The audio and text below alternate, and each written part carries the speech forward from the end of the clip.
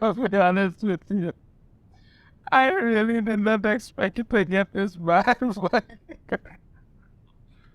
I mean, I knew it was going to be awful. That was a given, but oh my God. Ah, jeez, boy. What's that? Witcher Blood Origin. This is its score on Rotten Tomato. And the audience score is at 10% now, but that has been fluctuating over the last 2 days. It has dropped as low as 7, I think 7 or 5% has gotten back up to 8. Now it's at 10%, it'll go back down. But even the tomato meter, which is the critic score, was at 38% previously. It's now at 33%. Even the critics are giving up on this. And the only thing that Witcher Blood Origin has to focus going for it right now is that the only reason that the audience score keeps fluctuating is that because it's so bad, people keep saying to themselves, you know what? I want to see just how bad this thing is, and they will go and check it out. And if they manage to stay for 2 episodes, plenty, and then they make a thing, and that's how the audience score keeps fluctuating. I watched all 4 episodes of it. I considered doing a review of it, and I thought to myself, listen, life too short for that nonsense. This thing was terrible from start to finish. It made no sense. It was a conjoined nonsense, a crap that they just horridly threw together. It in no way, and this is the thing about Blood Origin, it in no way is a part of the actual Witcher lore. They have made this specifically for the TV show that they went out of their way to completely destroy. That's why Henry Cavill walked away. It was complete and utter nonsense. He left because of, well, refrain that. He allegedly left because of that. I mean, we don't know why, but he allegedly left because of that. He seemed to be the only one who actually wanted to make the show good. But no. You've told that terrible story, completely changing the origin of The Witcher and everything. And you act like everybody's supposed to be happy with it. And it's getting completely obliterated. And why is it getting obliterated, you may ask? Well, probably because of nonsense like this, and there's more to come. Netflix The Witcher Blood Origin showrunner says, you never write exactly for fans. You could understand where this is going down here. You never write exactly for fans. It's just such a massive fan base, and you're never going to satisfy everybody. Declan DeBarris is about the Witcher franchise. We understand it's a large franchise, you can't satisfy everybody. But if you stick to the source material as closely as possible, it won't be a problem. But no, when you don't care about that, then you're going to decide that you're going to do your own thing, you get nonsense like this. All you got to do is try and stick as close to the source material as possible. Make it good. The fans want it, and there's a reason why these things are loved, because they're done in such a way that the story is told well, people are interested, that's why the fans stick to it. But when you decide you want to woke it up for your own garbage reasons, it will fail. Let's get into this, huh? Straight to this. Let's see what it is. Right. You never write exactly for fans. It is impossible because every person has their own version of that book in their head. No, they don't. Their own version of Geralt, their own version of Yennefer, their own version of Conjunction of the Spears. That's not...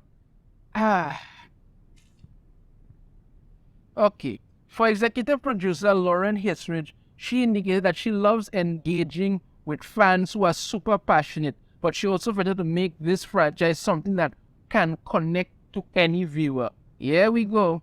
That's the problem. Well, it is here, so you could. But you could. One of the things from the very beginning that I wanted with this franchise is to show that fantasy is actually for everyone. Fantasy is for everyone. It's called fantasy for a reason. It's fantasy. History said, I didn't come into The Witcher as someone who had played dedicated hours on the game. Well, that's clearly a fact. I'd read the first few books and I had fallen in love with them even before I was asked to do the series. Now, we know that's a lie.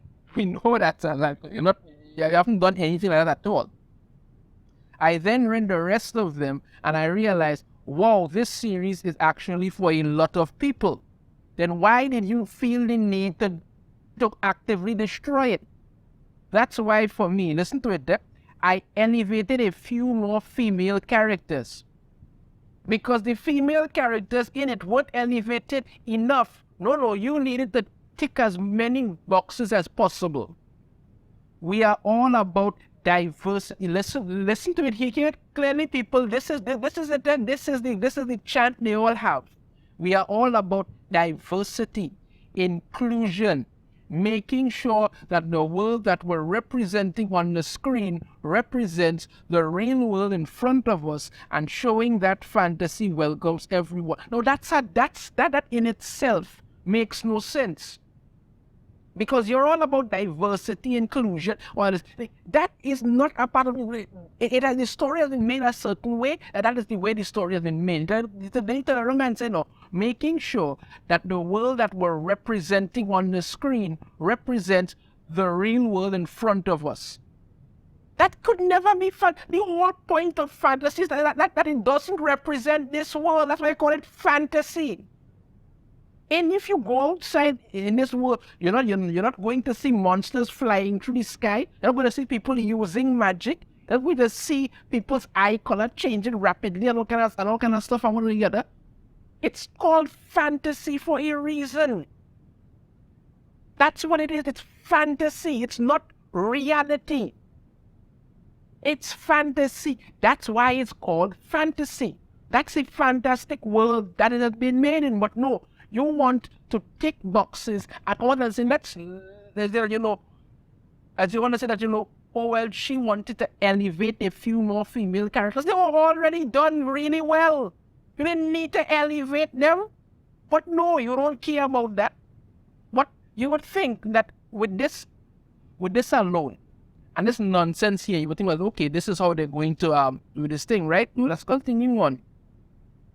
The Witcher blood origin takes place 1,200 years before the Witcher story we've seen, taking us through the through the time that led to the creation of the first prototype Witcher and the conjunction of the spheres, a moment taken out of Andrzej Sapkowski's books. Now hear the thing about it. It's a moment taken out of Andrzej Sapkowski's books, but they have done it in a completely different way. They've changed the origin of The Witcher and everything surrounding it to fit their own world. They've created their own story. And all they've done is just used the name. That's it. They've used the name, but they've created their own thing and expect it to be loved. And because it's now sitting at 10% audience score, which will get lower, we will see that. And even the shill media don't like it at 33%. You destroyed your own nonsense. But how exactly did they go about promoting this show that apparently is supposed to be so inclusive and so diverse? Well, they decided to come out with this nonsense. Netflix promotes The Witcher Blood Origin by virtue signaling its featuring of the first kiss between two men in the show and a deaf character using sign language. Yeah, but you see, the fact that two men went and drag up tongue is a perfect reason for anybody to watch this show. That's it. You should go into that show just because of this. I mean, it's not like we're seeing that every flicking time you even turn on your TV anywhere now. But no, that's a reason to watch this show. Getting to this article here from Bounding into Comics for a bit. Ever a surefire sign that a given production will fail to live up to even the barest of audience quality expectation, Netflix has taken to promoting their Witcher Blood Origin prequel series on the fact that it checks a number of superficial boxes rather than on the merits of its story and writing. Well, it has none of that. This character here is the deaf character using sign language, which makes no sense because sign language, I think there's three. There's American, I think Australian, and British, something like that. Like, I think there's general. I don't know what it is, so but if somebody knows, they could correct me. But in a fantasy world, how would you even, they wouldn't even have sign language. Even if they did, it wouldn't be the kind of sign language that they would have. It wouldn't be American Sign Language. If I saw somebody online said that the sign language that this person is using is American Sign Language, it makes no sense. You could have done it in a different way. If you wanted this character there, you could have had the character have magic and using the magic to spell out words in the air for people could understand them. That's something. But you come out the door saying this thing, and you act like there have been deaf and mute characters on shows before that have been very popular, but you've never promoted them by saying, listen, this character uses sign language, so that is why you must watch this show. No. No. You could have taken 10 seconds, used your brain and said, listen, it's a fantasy world, let's have this character using, magic to spell out words in here so people can read. And I'm not say, okay, that is something. It's not against anybody you have this there, but you have to understand that it's a fantasy realm. But no, you just want to check boxes and screw yourself over. A one-off miniseries taking place 1,200 years before the events of Geralt Adventures in the Core the Witcher series, Blood Origin sets out to tell the story of the conjunction of spears, a cataclysmic event which resulted in the series setting being seeded with both extra-normal creatures and the concept of magic. Notably, though, Netflix Core the Witcher show serves as an adaptation in the loosest sense of the word of Andrzej Zaprovsky's original novel series of the same. Blood Origin features a completely original story. Yes, that's it. I tell you, all they used was the name. They've created their own story. Written by Netflix production team under the supervision of showrunners Declan DeBarra and general series executive producer Lauren Hisrich. Unfortunately for Netflix, albeit unsurprisingly, the attempt to rewrite Sapkowski's lore quite literally in some instances, as seen in the introduction of original character L as series' first recorded ancestor, seems to have widely missed the mark. Not just with dedicated The Witcher fans, but the mainstream media in general. Yeah, because apparently series, ancestor is a black elf woman who should not have existed in the first place. That's it. Should not have existed in the first place because there should not be any, multiracial elves. It doesn't make any kind of sense. But that's what they did. Prior to the series' general release on Christmas Day, mainstream media critics who had reviewed the I did a video on this when you took the percent on it and all that, it's dropped, whatnot.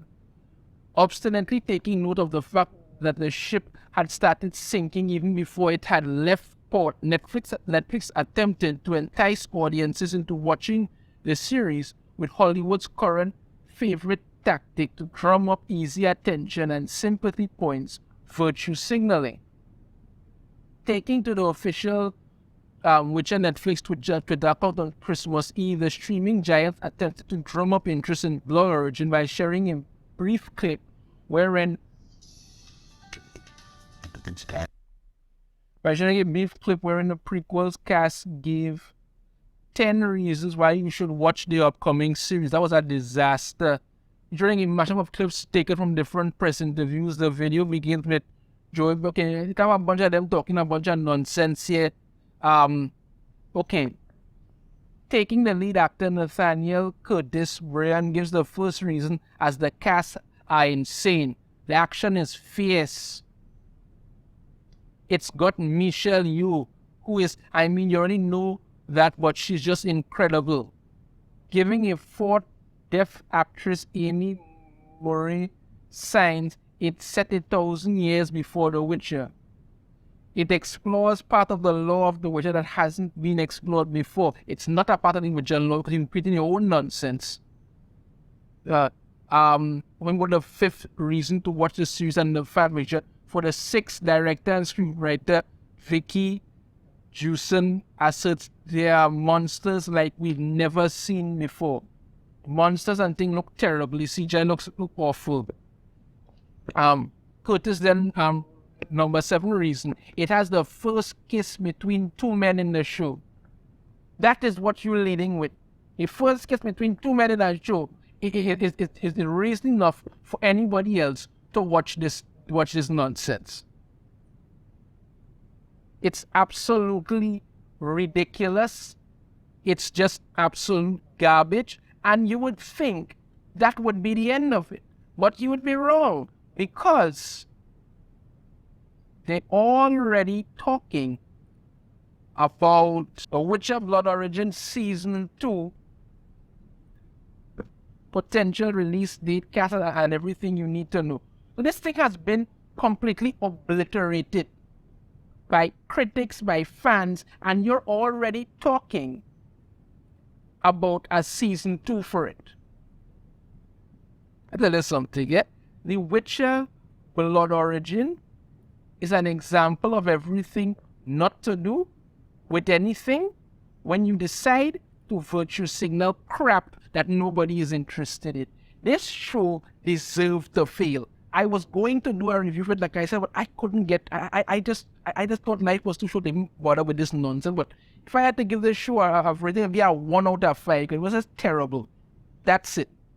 It's not a good show. It's not even connected to The Witcher. You've done your own nonsense, and for some reason, you expect everybody to just love the crap that you've put together. Sorry, that's not happening.